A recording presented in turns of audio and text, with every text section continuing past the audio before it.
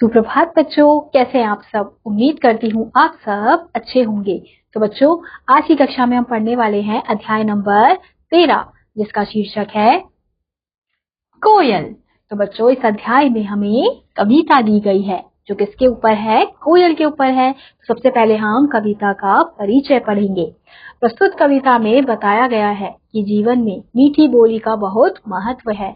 कोयल हमेशा मीठा बोलती है और सबको प्रसन्न करती है। तो बच्चों, इस कविता के माध्यम से क्या बताया जा रहा है कि जीवन में जब हम मीठा बोलते हैं तो उसका बहुत महत्व होता है। अब जैसे कोयल जो है वो हमेशा कैसे बोलती है? मीठा बोलती है, तो इसलिए वो सबको प्रसन्न करती है और सब उससे बहुत ज्यादा खुश होते हैं। तो चलिए कविता को शुरू करते हैं। देखो कोयल काली है पर मीठी है इसकी बोली, इसने ही तो कूक कूक कर आमों में मिश्री घोली। तो इन पंक्तियों में कवि क्या कह रहे हैं कि जो कोयल है वो कैसी है? काली है, पर इसकी जो बोली है वो कैसी है? बिल्कुल मीठी है। और इसने ही कूक कूक कर क्या किया है? आम, जिस पेड़ पर बैठकर, आम के पेड़ पर बैठकर कोयल कूक रही है, उस आम पर इसने ही क्या घोली है? मिश्री, यानी कि जो मिठास है वो घोली है अपनी मीठी आवाज से। कोयल कोयल सच बतलाओ, क्या संदेशा लाई हो, बहुत दिनों के बाद आज फिर इस डाली पर आई हो। तो यहाँ पे बच्चों कवि क्या कह रहे हैं कि कोयल कोयल सच बतलाओ क्या संदेशा लाई हो, यानी कि वो अगर कूक रही है तो वो कोई संदेशा लाई है और बहुत दिनों के बाद आज फिर इस डाली पर आई हो।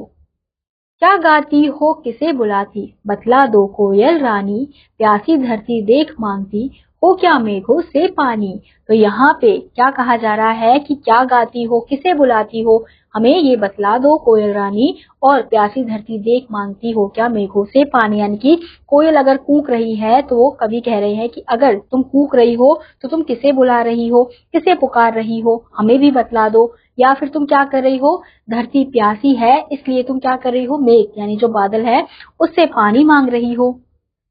कोयल यह मिठास क्या तुमने अपनी माँ से पाई है, माँ ने ही क्या तुमको मीठी बोली ये सिखलाई है। तो इन पंक्तियों में क्या कहा जा रहा है बच्चों कि कोयल यह मिठास तुमने क्या अपनी माँ से पाई है, यानी कि तुमने इतना मीठा बोलना किससे सीखा है?